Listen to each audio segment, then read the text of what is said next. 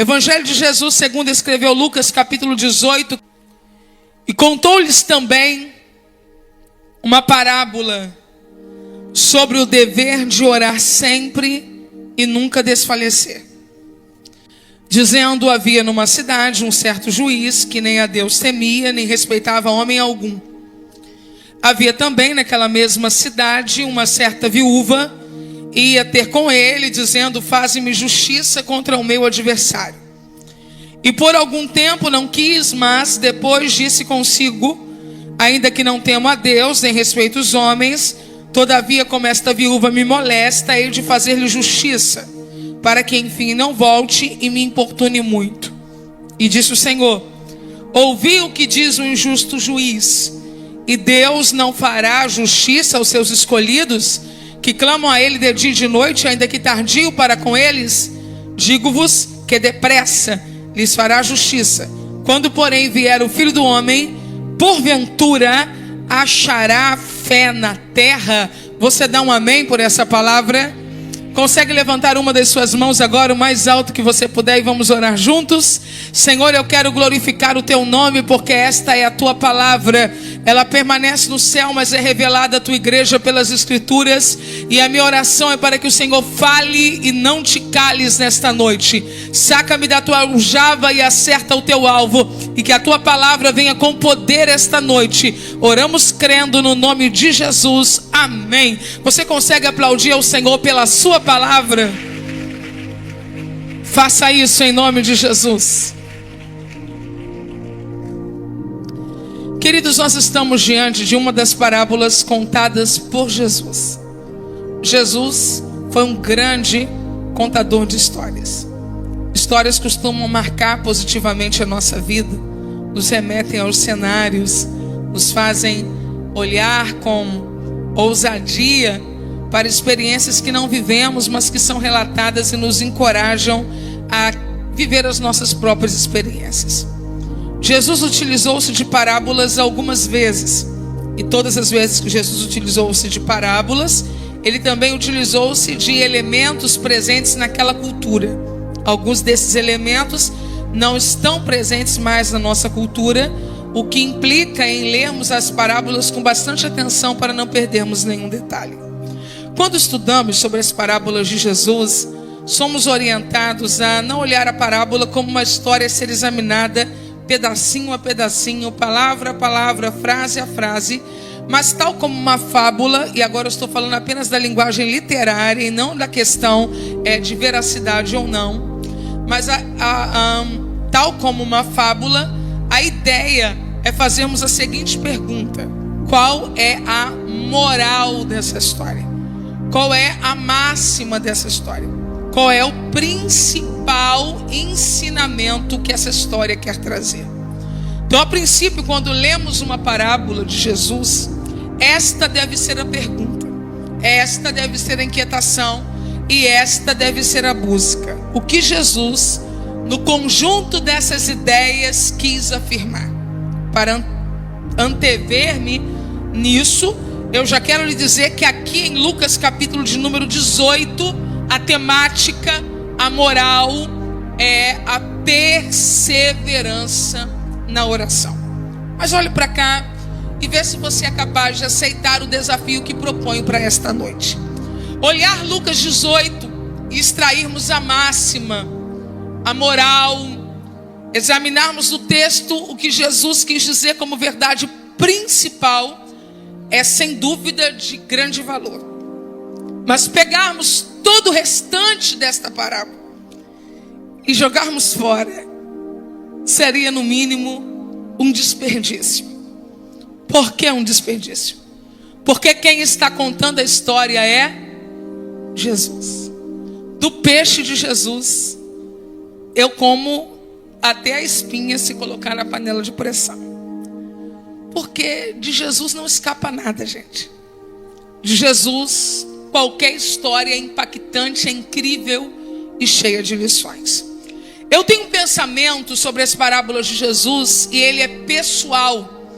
Eu acredito, inclusive, que as parábolas de Jesus não sejam frutos apenas de imaginações, ilustrações, seu poder criativo, mas que há uma grande chance de, ao contar uma parábola, Jesus está relatando uma história que ele conheceu de perto ou que ele viu em algum momento da sua vida.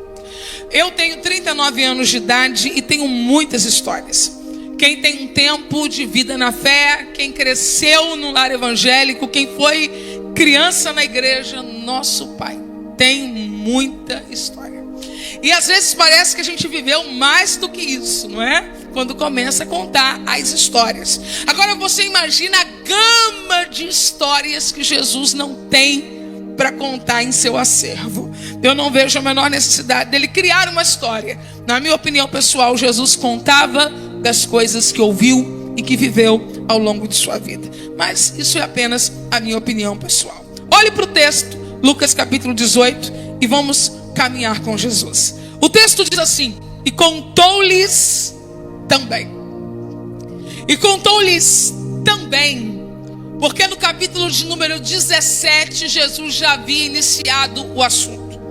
O assunto de Jesus no capítulo de número 17 era escatológico.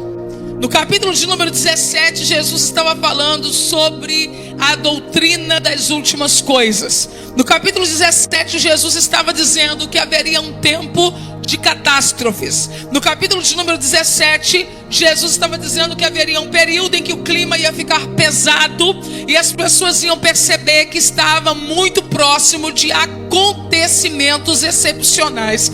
Então, quando Jesus contou-lhes também uma parábola, essa palavra também indica que essa parábola é parte do discurso anterior de Jesus. O que Jesus quer dizer com esta parábola acerca da oração é o seguinte: quanto mais os sinais acontecerem, maior urgência há em que tenhamos uma vida de oração intensa.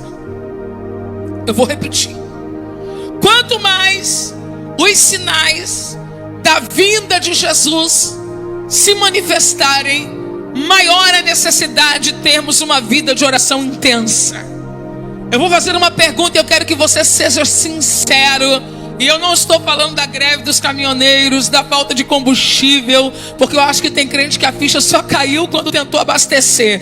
Quem está sentindo pelo Espírito que Jesus está perto de vir buscar a sua igreja, sinalize isso. Então tem uma palavra de Deus para você esta noite. Está na hora de você melhorar a sua vida de oração. O que Jesus disse foi isso: quando vocês perceberem que os sinais estão se cumprindo, intensifiquem a vida de oração. Orem mais. O meu desafio para sábado é orar mais do que orei hoje. O meu desafio para domingo é orar mais do que orarei sábado. O meu desafio para segunda-feira é orar mais do que orei na última semana. O meu desafio para terça-feira é orar mais do que orei na terça-feira passada. O desafio para esta igreja que está propondo 6 dias de avivamento é um avivamento de oração. Nós vamos orar de um jeito que há muito tempo não oramos, ou quem sabe nunca chegamos a orar em nossa vida. Olhe para a parábola e perceba o que Lucas está dizendo. E contou-lhes também uma parábola sobre o dever de orar. Eu gostaria de romantizar e dizer a você: ore quando você sentir vontade. Ore quando você quiser orar. Ore quando você sentir um arrepio. Ore quando você sentir um ventinho passando pela sua orelha. Mas Lucas está dizendo que oração não depende de motivação, de vontade, de experiência, de tempo, nem de necessidade. Lucas está dizendo: oração é um dever. Aí eu vou lhe dizer 2 coisas e eu espero que o Espírito Santo prepare o seu coração para ouvi-las. A primeira é: quando a gente não ora, a gente peca. E a gente peca mais quando não ora. Eu vou repetir: quando eu deixo de orar, eu estou pecando. E eu peco mais quando eu deixo de orar. Eu vou falar pela terceira vez para ver se você pega. Deixar de orar é pecado. E a gente passa a pecar muito mais quando deixa de orar. O primeiro pecado é deixar de orar. E quando essa porta se abre, outros pecados começam a aparecer. Então, se você quer um antídoto acerca do pecado, o primeiro é a palavra e o segundo é a oração. Quanto mais você ora, mais você afugenta o pecado para longe de você. Quer viver uma vida de mais santidade, de menos pecado? Ore mais, ore mais. Ore mais, ore mais, ore mais, ore mais, ore mais, ore mais. Deixa eu te falar uma coisa.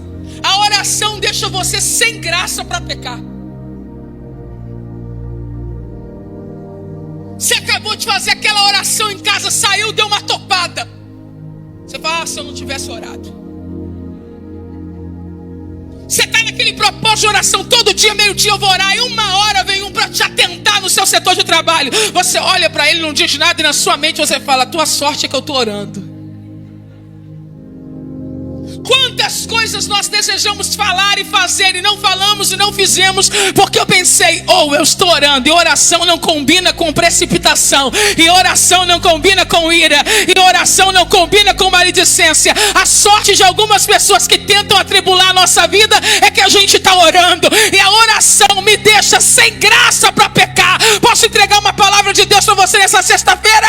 O pecado não vai ter lugar na sua vida, porque a oração vai encher a sua vida. Oh glória, oh glória, oh glória, oh glória. Tá faltando oração nesse namoro, meu filho. Quando chega lá, já ora, já entra orando, que a oração vai deixar alguém sem graça. Um dos dois vai perder a graça para pecar, porque a oração diz para mim, você está mais perto de Deus e longe de você, mais perto de Deus e longe do teu eu, mais perto de Deus e longe da tua carne. Agora, respire, por favor. Oxigênio seu cérebro. Propôs-lhes uma parábola sobre o dever de orar sempre e nunca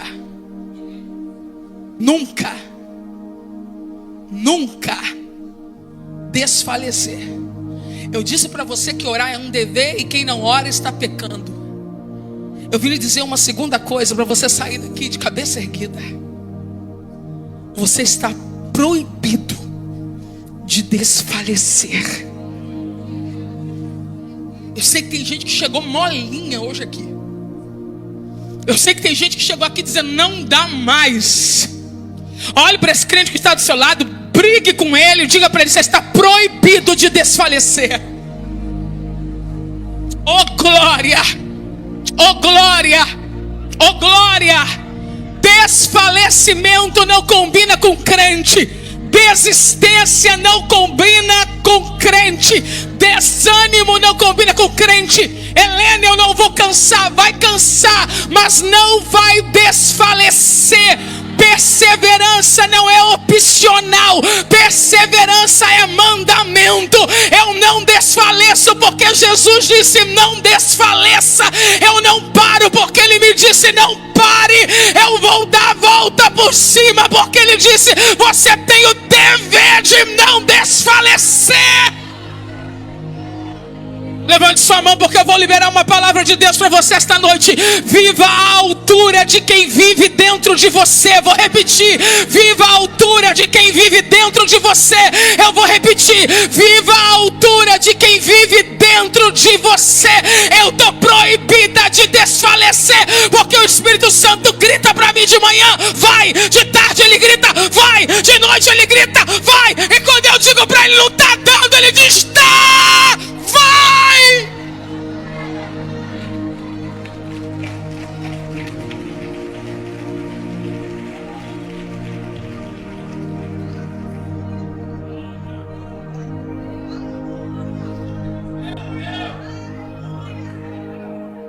Você está orientado por Jesus a manter-se firme. Eu vou repetir, você está orientado por Jesus a manter-se firme. Jesus está dizendo, aguente o tranco. Não desfaleça. E contou-lhes também uma parábola sobre o dever de orar sempre e nunca desfalecer. dizendo: havia numa cidade um certo juiz. Se você puder e não for te cansar, diga isso bem alto: havia numa cidade um certo juiz. Esse homem vive nessa cidade, mas a presença dele não é notada até que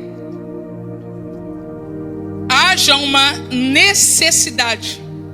Alguém está precisando dele.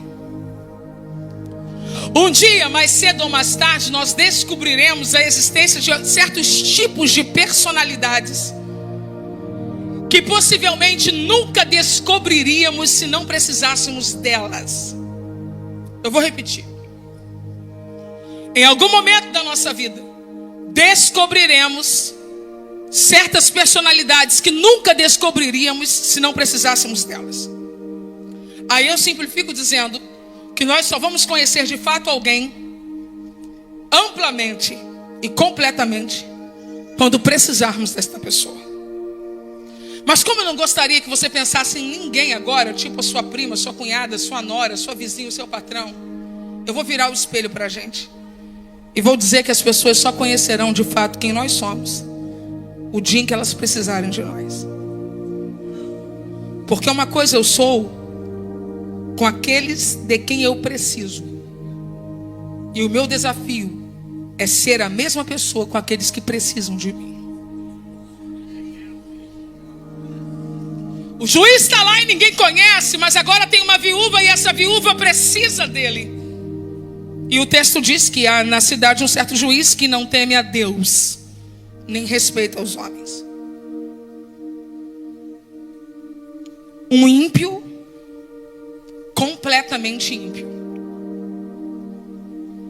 Eu me lembro que quando eu era criança, eu pensava que qualquer pessoa que não fosse crente era um ímpio. Pelo menos era isso que me diziam.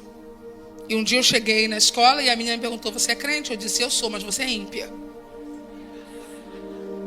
Ela olhou para mim e disse: o quê? Eu falei: mundana. Meu Deus. Foram que me informaram. Só que aqui está o verdadeiro ímpio. Não teme a Deus, nem respeita os homens. E ao mesmo tempo isso é coerente. A gente precisa olhar para esse juiz, embora ele seja iníquo, ele seja ímpio, a gente tem que assumir, ele é coerente. Porque nós estamos diante de uma geração que acredita que pode temer a Deus e não respeitar os homens. Escolha de uma vez se você é crente ou ímpio. O ímpio não teme a Deus nem os homens, porque se eu temo a Deus, eu aprendo a respeitar as pessoas. Não tem como temer a Deus e não respeitar as pessoas.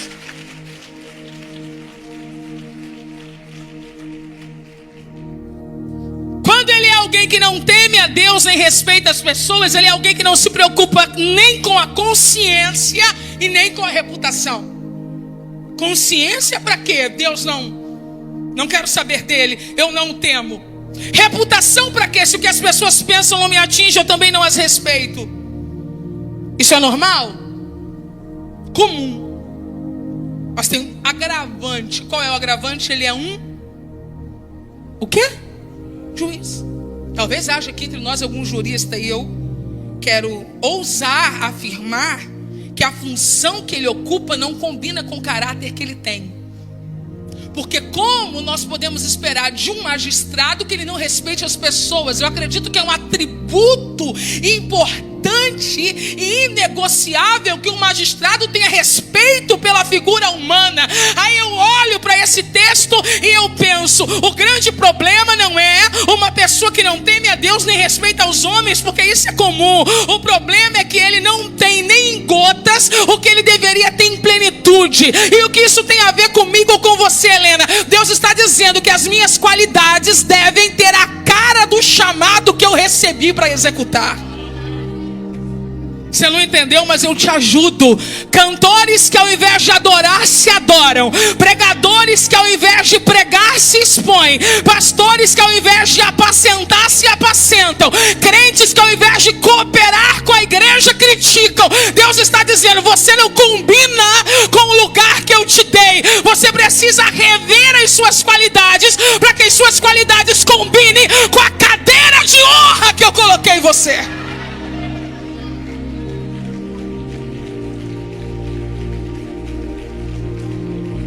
Quem está comigo, diga aleluia. Quem está entendendo, diga glória a Deus. Pastores apacentam, ovelhas são guiadas, cantores adoram e conduzem o povo à adoração, pregadores pregam, evangelistas evangelizam, discipuladores discipulam, crentes trabalham, e quem não ajunta espalha. Deus não me colocou aqui para espalhar, nem colocou você aí para espalhar. Nós não somos um juiz que não teme as pessoas. Nós temos um lugar de honra e vamos viver à altura desse lugar que temos. Helena, eu não tenho nada. Eu não sou cantor, não sou pregador, não sou evangelista, não sou discipulador. A Bíblia diz que nós estamos assentados em lugares celestiais com Cristo. Você está ocupando um lugar celestial. Viva a altura disso.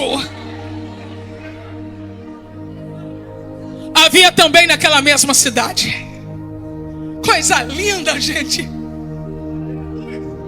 Diga isso para você não esquecer nunca mais. Havia também naquela mesma cidade. Eu preciso dizer isso a vocês, olhe para mim. Dificilmente haverá um só tipo de pessoa em uma cidade. Uma cidade não pode ser estigmatizada por um grupo, porque um grupo não representa uma cidade. Aquela é a cidade do juiz iníquo, coisa nenhuma. Aquela é a cidade do juiz iníquo e da viúva perseverante. Ah, você não entendeu? Você não tem que ficar com vergonha de morar no Rio de Janeiro. Pelo contrário, você não tem que ter vergonha de ser brasileiro. Você não tem que ter vergonha de morar naquela comunidade que de vez em quando aparece na primeira capa do jornal. Levante sua cabeça, porque pode ter um juiz iníquo, mas tem uma viúva perseverante. Oh, glória ao nome de Jesus. Não. Não somos todos mercenários, não somos todos prostitutos, não somos todos contraventores, não somos todos maledicentes. E outra coisa, minha família também não diz quem sou, nem representa o que sou. Você pode ver numa família conturbada, atribulada, mas você é o Davi entre eles. Oh, glória a Jesus. Você é o José entre eles. E eu digo uma coisa: depois que Deus fizer o que Ele vai fazer na sua vida, nunca mais dirão a cidade do juiz ímpio, mas dirão a cidade da viúva perseverante. Segure na mão da pessoa que está do seu lado e diga a ela: marca mais quem marca mais intensamente. Helena, o que você está falando me pareceu repetitivo. Não é repetitivo. Tem gente que pensa que marca mais quem marca primeiro. Não marca mais quem marca primeiro. Marca mais quem marca intensamente. O filho que marca a vida de Jacó não é Rubem, é José. Sou eu quem decido se a minha cidade em Queimados será conhecida como a cidade de homicídios, ou se será conhecida a cidade onde há uma mulher ministrando ali. Ouça o que eu vi lhe dizer. Oh, glória, eu estou cansada de falar sobre bala perdida. Rio de Janeiro não é bala perdida. Rio de Janeiro é o estado onde a igreja é triunfante, poderosa.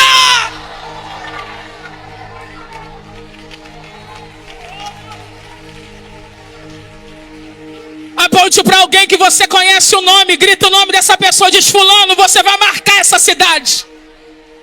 Aponte para alguém que você conhece o nome e grite isso para ele ou para ela: fulano, você vai marcar essa cidade. Eu estou cheia do poder do Espírito Santo para profetizar para esta igreja esta noite. Nós vamos marcar essa cidade.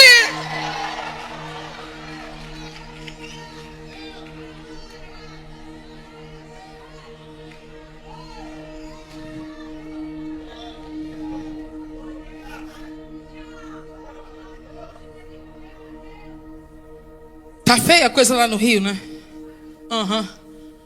Você sabia que lá no Rio tem culto de manhã? Os crentes vão. Tem culto de tarde, os crentes vão. Tem culto de noite, os crentes vão. Se fizer vigília, os crentes vão também. Tem muita coisa boa acontecendo lá.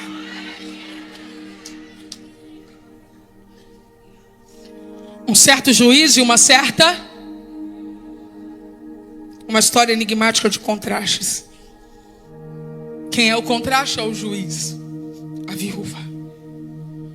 Talvez você esteja passando por algumas situações com algumas pessoas e nem esteja entendendo como você caiu nisso. Nem mexi com fulano. Por que agora? Porque algumas vezes Deus nos escolhe para sermos o contraste a alguém. Mardoqueu não escolheu ser o contraste a Amã. Mas Deus sempre preparará um crente perseverante para contrastar com um orgulhoso dominador. Pode ser no seu local de trabalho, pode ser no lugar onde você mora. Deus nos guarde de ser dentro de uma igreja. Mas Deus ainda usa pessoas com uma humildade perseverante para fazer contraste com aqueles que vivem assoberbados, pensando que detém todo o poder. Essa certa viúva ia ter com ele. O que ela fazia, ela ia ter com ele. Não é convencional. Eu estou me utilizando da cultura daquele tempo. A minha observação, o meu olhar e o meu preparo é para isso. Quando eu prego os textos bíblicos, eu falo da cultura daqueles dias.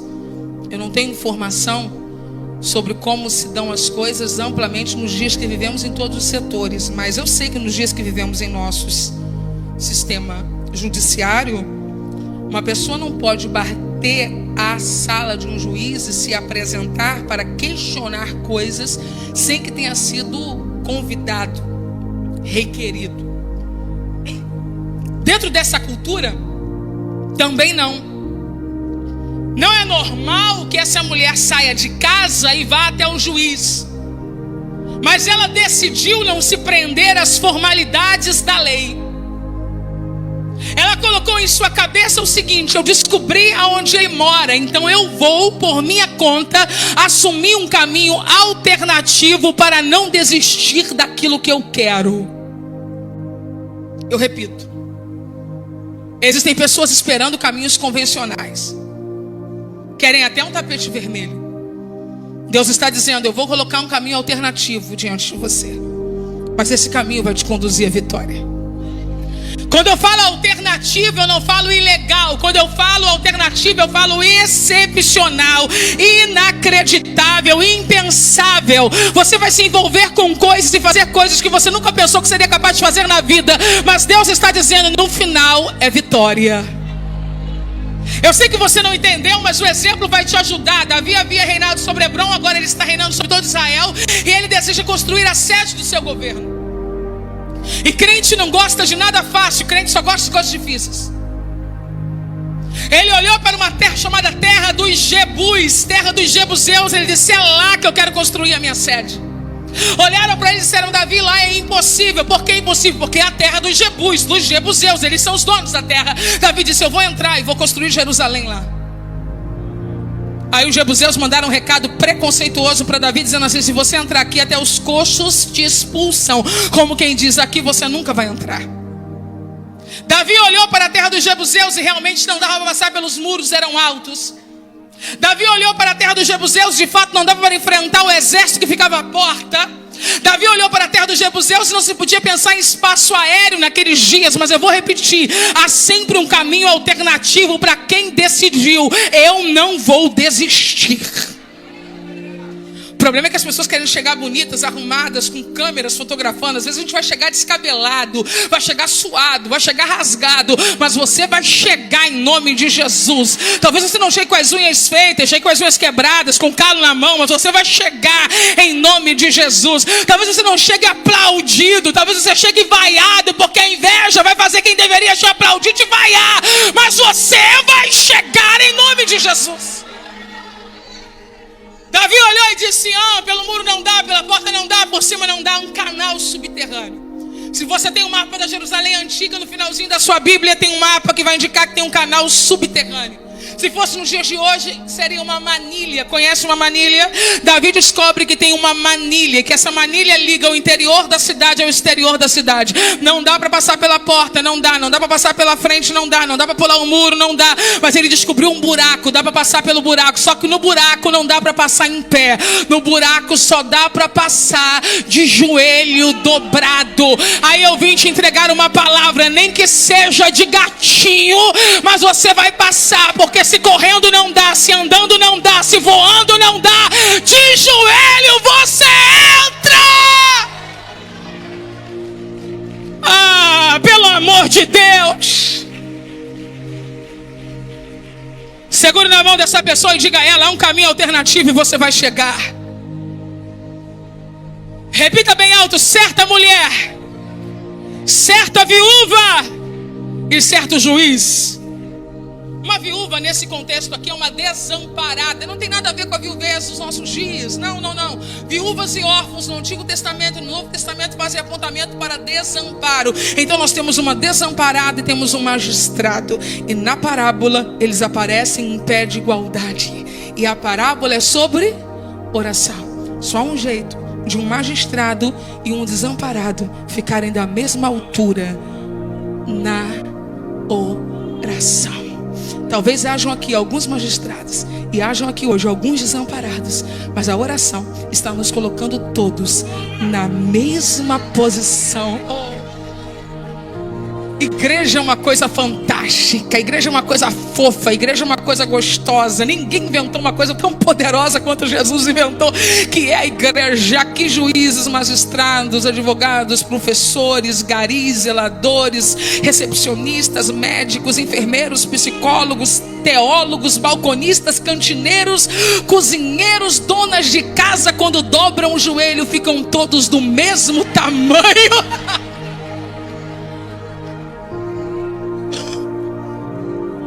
Ela ia ter com ele, dizendo, grite bem alto, dizendo, mais alto pessoal, dizendo,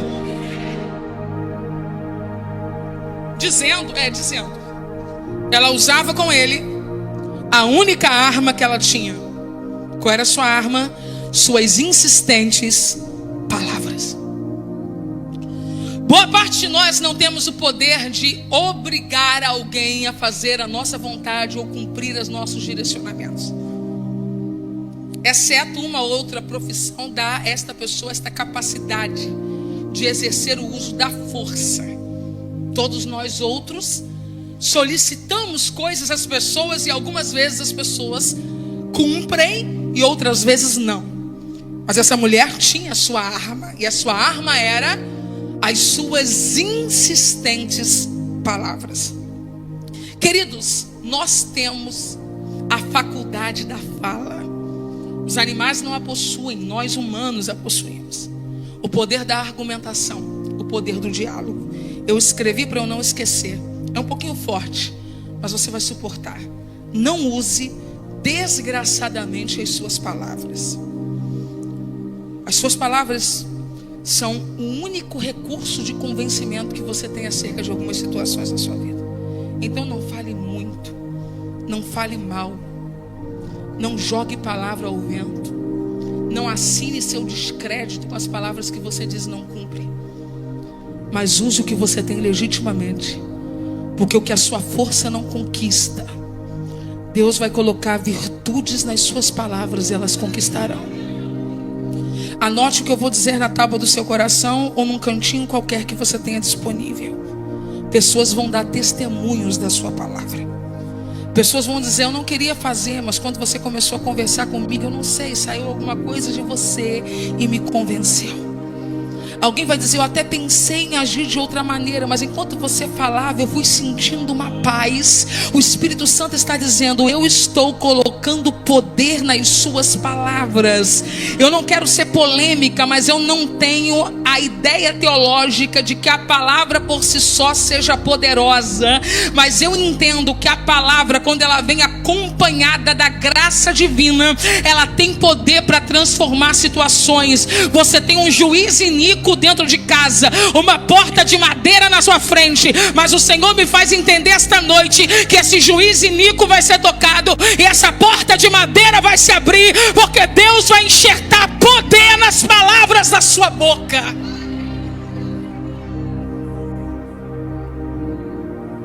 Ela chegava, batia a porta dele e gritava: faze-me justiça contra o meu adversário. Grite esta palavra: justiça. O que ela queria? E ela estava procurando o perfeito. Sim. Ela não queria vingança. Quem quer vingança procura um fora da lei. Ela queria. Perceba, antes de procurar quem quer que seja, defina o que você quer primeiro. Porque algumas pessoas estão procurando coisas em pessoas que nunca poderão dar a elas essas coisas, porque o que elas querem não combina com as pessoas com quem elas se relacionam. Ela não quer vingança. Quem quer vingança contrata um fora da lei. Ela quer justiça. E quem quer justiça procura um juiz. O que você quer combina com as pessoas com quem você tem se relacionado. Estou procurando compreensão. Estou procurando ajuda espiritual. Quero crescer na palavra. Quero ter um casamento saudável. Chegando em casa, puxa sua lista de conversas no WhatsApp. Quem são as pessoas com quem você mais dialoga durante o dia? E perceba se com quem você se relaciona combina com a expectativa de resposta que você tem. Eu tenho uma palavra para esta igreja. Eu posso liberar. Quem aguenta diz aleluia. Deus vai colocar você diante de pessoas que combinam com aquilo que você espera viver. Toque no ombro de alguém, poste sua voz e diga a esta pessoa: Deus vai colocar você perto de gente que combina com o que você deseja viver. Posso entregar uma palavra para os membros desta igreja. Deus colocou você numa igreja onde você está sendo alimentado, onde a palavra de Deus é pregada. Então se prepare para viver o que combina com isso. Você vai ser um crente maduro, um crente cheio de conhecimento, um crente cheio da palavra. Posso entregar uma palavra para você que está visitando esta igreja e que diz: eu amo a palavra, mas congrega numa igreja que tem 50 minutos de revelação e 15 minutos de Bíblia. Você não vai ser cheio da palavra nunca, meu filho. Escapa de lá e vai procurar um lugar que combine com aquilo que você quer viver na sua vida.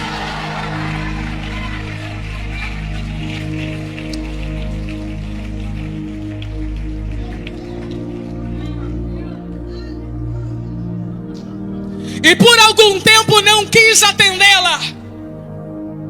Diga isso: não quis.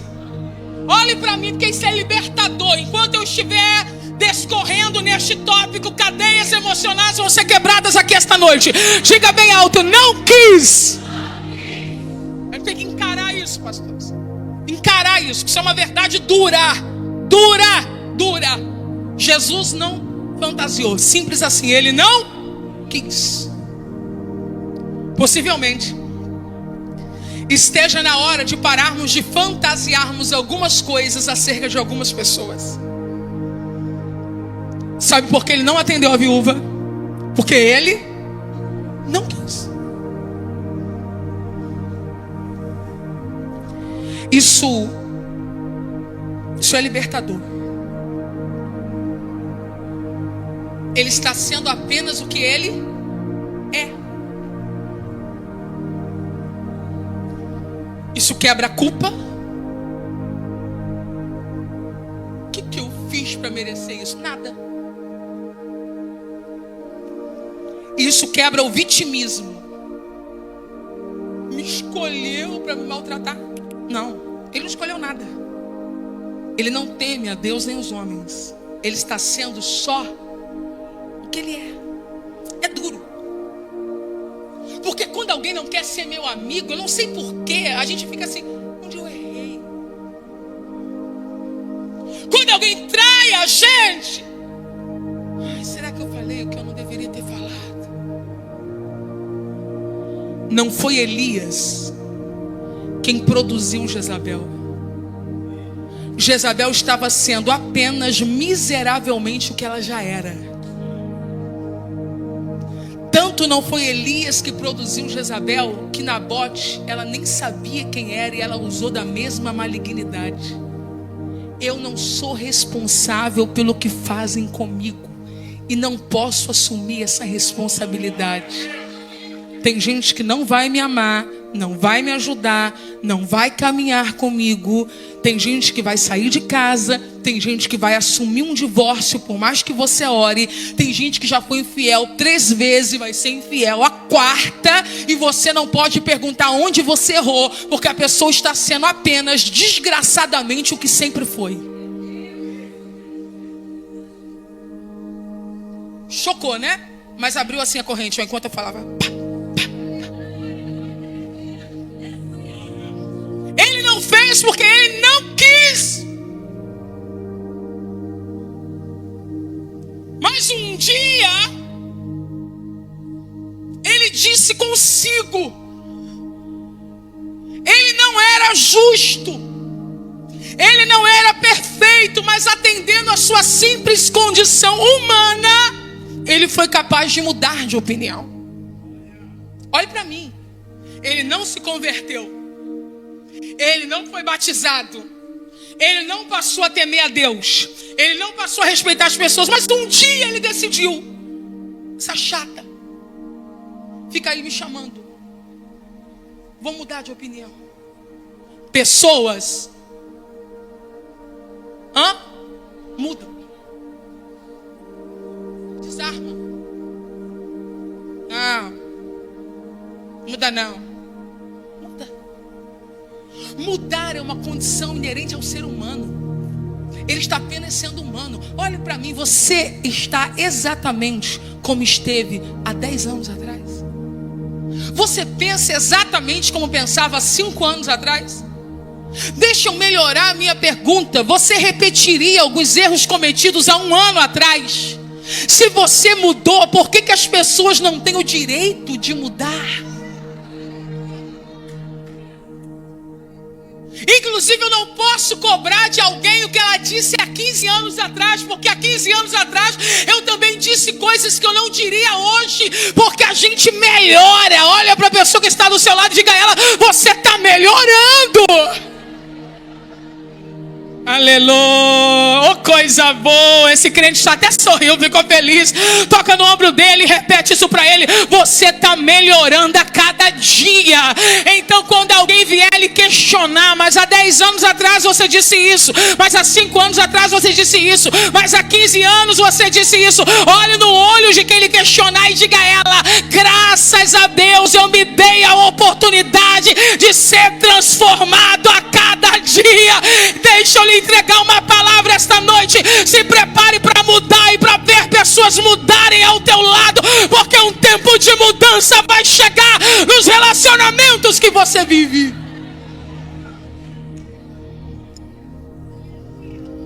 Ele repetiu. Ele, quem? Quem, gente? Que absurdo. Olha o absurdo. Um dia ele disse consigo assim, já no processo de mudança de opinião sobre a causa da senhora: ainda que não temo a Deus, nem respeito os homens. Gente, quem nos trouxe essa informação sobre ele primeiro foi quem? Jesus. Mas agora quem está dizendo isso? Ele. Gente, é demais. Assim, do nada. Olhou para o céu, olhou para a terra. Não temo a Deus, não temos homens. Eu vou dizer 3 coisas sobre isso. Ele tem consciência que é. Ele tem coragem de dizer que é. Mas não tem a menor disposição de mudar o que é.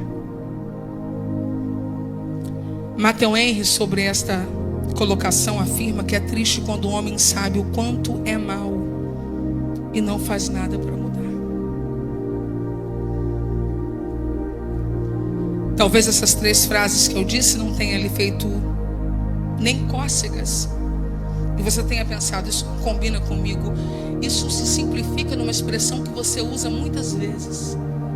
Eu sou assim. Papai, você precisa perdoar. Eu sou assim. Eu sou assim. Esse homem está declarando 2 coisas sobre ele. Eu não temo a Deus nem respeito os homens. Isso é o que ele sabe sobre ele. O salmista faz uma oração interessante, que eu oro essa palavra e meu esposo ora também. Quando o salmista diz assim: Senhor, expurga-me os erros que me são ocultos.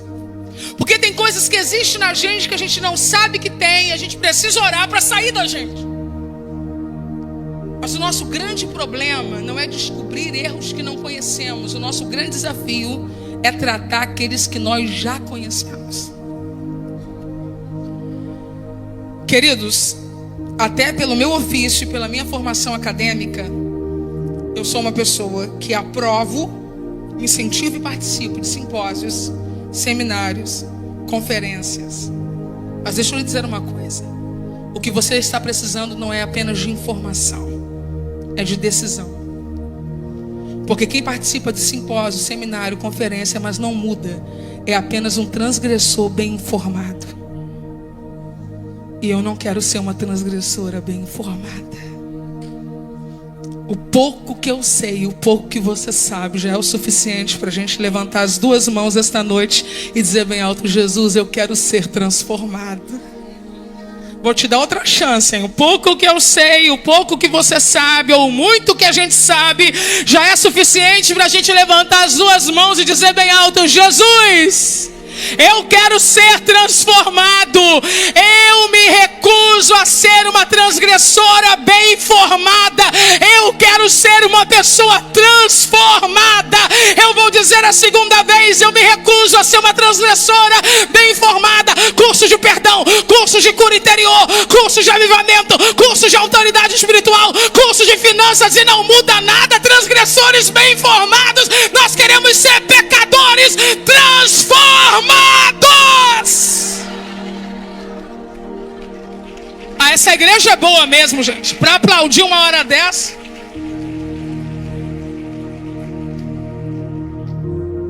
Então ele diz assim, e eu começo a concluir: todavia, como essa viúva me molesta, todavia, como essa viúva ela estava molestando ele, gente? Depende. Ela quer que um juiz faça. E juízes fazem o quê? Algumas pessoas se sentem afrontadas quando o que queremos delas é simplesmente que elas correspondam ao papel ou ao título que receberam. Elas tomam como afronta. Às vezes eu estou lá deitado, meu marido diz para mim assim: Raquel, estou indo para a obra. Eu digo para ele: compra pão antes. Integral, tá, doutora Denise? Não sei se ela está aqui. Não é uma afronta, gente. Eu só quero que ele cumpra o papel dele. Entende? Nós, pastores, às vezes solicitamos coisas às pessoas que elas interpretam como afronta. Não. De um juiz se espera que faça justiça. De uma mulher se espera que ela seja uma auxiliadora, uma companheira. Do homem se espera que ele seja um provedor, um protetor. Não queira mal a quem só quer que você exerça o papel que lhe cabe. Essa pessoa está lhe ajudando a não enferrujar, a se atualizar e a se superar. Quem olha olha para mim e quer que eu melhore dentro do ofício que me propus a fazer, não quer o meu mal. Esta pessoa não quer que eu enferruje, esta pessoa quer que eu me atualize e quer que eu me supere. Eu vou liberar uma palavra aqui para pessoas que foram chamadas para serem esposos, esposas, pais, filhos, avós, netos, líderes da sua empresa, cooperadores da sua empresa. Você vai corresponder maravilhosamente ao papel que você foi separado para exercer. Vou fazer isso. Vou fazer a justiça. Porque eu não quero que ela me moleste mais.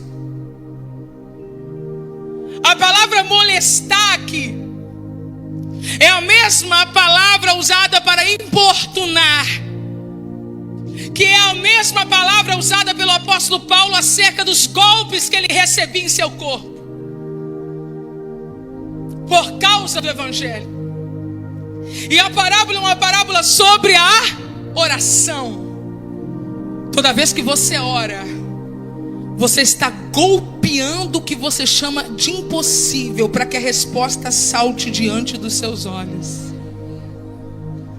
Você pode não ter poder para bater em quem deveria ganhar uma bolacha, mas você tem poder na oração para esbofetear o impossível e desatar aquilo que você espera. Todavia, como essa viúva me molesta, eu começo a concluir: hei de fazer-lhe justiça.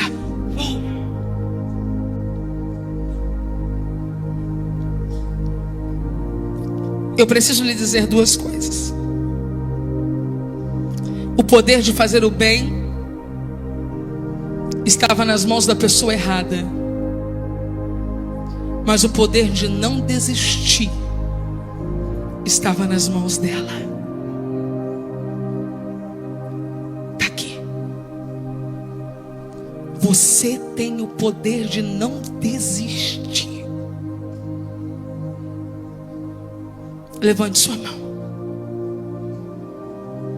Sua insistência erguerá troféus trazidos por mãos encolhidas, mas que serão obrigados a entregar aquilo que lhe pertence. Eu vou dizer a segunda vez, no poder do Espírito Santo: a sua insistência erguerá troféus trazidas por mãos encolhidas, mas que serão obrigadas a lhe entregar aquilo que lhe pertence. Eu estou lhe dizendo que alguém vai vir de cara feia, alguém vai vir de cara amarrada, alguém vai vir arrastando o passo porque não quer vir, mas aquele papel, aquele troféu, aquele documento, aquela chave, aquela parte que lhe pertence, nem que seja de cara feia, amarrotado, chateado, vai ter que colocar na tua mão aquilo que lhe pertence e você vai erguer o troféu. Oh, será que você consegue misturar glória e aleluia? Será que você consegue misturar glória e aleluia nestas palmas? Será que você consegue misturar glória e aleluia nessas palmas? Gente, eu vou falar porque eu sou pentecostal, eu estou numa igreja pentecostal também, então tá tudo casado. Até demônios vão ter que se arrastar pelo caminho para soltar aquilo que te pertence.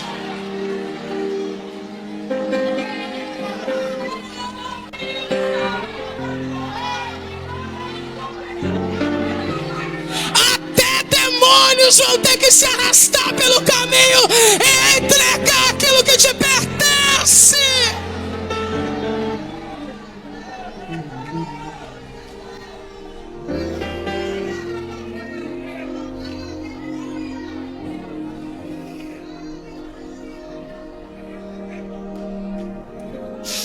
Dê o que é dela para que ela não volte e me importune muito.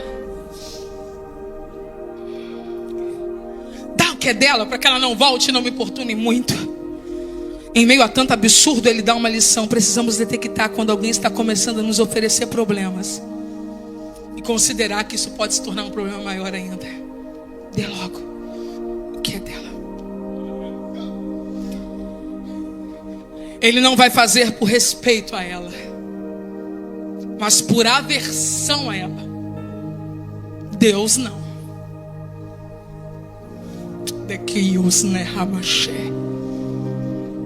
Deus faz justamente o contrário. E Deus não faz justamente pelo contrário. Eu vou repetir.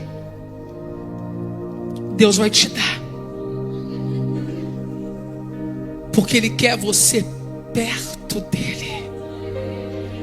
E algumas vezes Ele não vai dar, porque Ele quer você perto dEle. Deus não me dá nada para se ver livre de mim. Tudo que Ele me der e tudo que Ele não me der atende um mesmo propósito: ter-me perto dEle. Oh, se eu fosse você, eu levantava pelo menos uma das suas mãos para receber o que eu estou te entregando agora da parte de Deus. Vai ter coisa que vai chegar correndo, vai ter coisa que vai chegar devagar, mas se prepare, vai ter coisa que não vai chegar nunca, porque Deus não vai perder você. Eu vou dizer de novo: tem coisa que vai chegar já, tem coisa que vai chegar devagar, e tem coisa que nunca vai chegar, porque Deus não vai jamais perder você. Levante do seu lugar em nome de Jesus.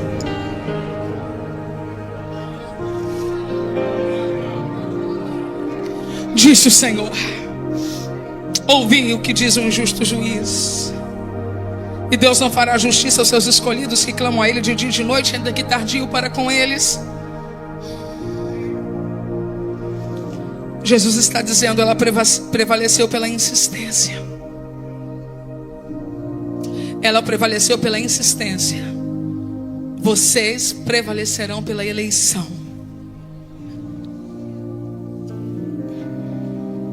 Deus está dizendo: eu serei gracioso. E Jesus termina dizendo: digo-vos que depressa lhes fará justiça. Esta palavra depressa, ela tem dois significados, e eu oro com vocês: subitamente e inesperadamente. Para.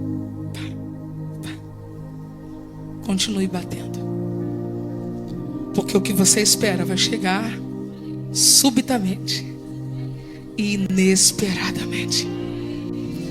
Eu gostaria que você abraçasse esta pessoa que está do seu lado para orar com ela agora e dissesse essas duas palavras a ela: subitamente e inesperadamente. Traz esta pessoa para perto de você e comece a orar com ela agora. E se você puder dizer isso mais algumas vezes, diga para que esta palavra marque a vida desta pessoa. Subitamente e inesperadamente. As pessoas vão passar por aquela cidade e vão dizer: oh, nessa cidade mora um juiz iníquo. Mas alguém vai dizer: você não conhece a história da viúva? Que viúva? Uma mulher que, mesmo ele não temendo a Deus nem aos homens, conseguiu receber dele uma palavra de justiça. Talvez você não entenda, mas isso é legado. Vão passar 10 anos, vão passar 20 anos, vão passar 30 anos, e alguém vai dizer: ela alcançou justiça. A sua perseverança vai deixar um legado de oração na sua família. A sua perseverança vai deixar um legado de insistência, um legado de fortaleza, um legado de resiliência, um legado, remanto, rebe, assuide, ou dequiando, rebaia, suricanto, de transformação. Não há impossíveis para uma mulher que ora, não há impossíveis para um homem que ora. O céu está aberto sobre nós esta noite. Oh Deus Santo, Deus de toda graça e misericórdia, eu oro por pessoas que precisam nesta noite de graça para não desfalecer, graça para perseverar, graça para prosseguir. Eu oro para que elas sejam cuidadas, para que elas sejam abraçadas, para que elas sejam renovadas.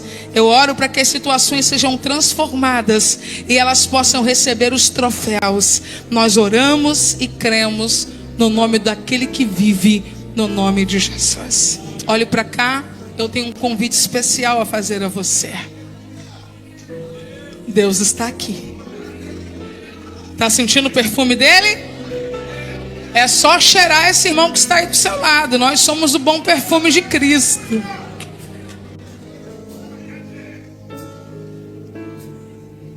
Uma parábola sobre o dever de orar sempre e nunca, jamais desfalecer. Eu imagino que existam algumas pessoas que estão aqui esta noite que não conseguiram suportar a prova da perseverança e da resistência. Nós queremos glorificar o Deus de novas chances, o Deus de boas oportunidades. Eu estou chamando você que desistiu, parou, chegou a esse culto, mas está afastado da comunhão com Deus, com a igreja, não consegue orar como orava, não tem lido a Bíblia. O Espírito Santo testificou que esta mensagem veio dele para você algumas vezes enquanto eu pregava. Ele te tocou. E agora você precisa se posicionar sobre a palavra. Caso contrário, você sairá daqui um desistente bem informado. E não é essa a proposta de Deus.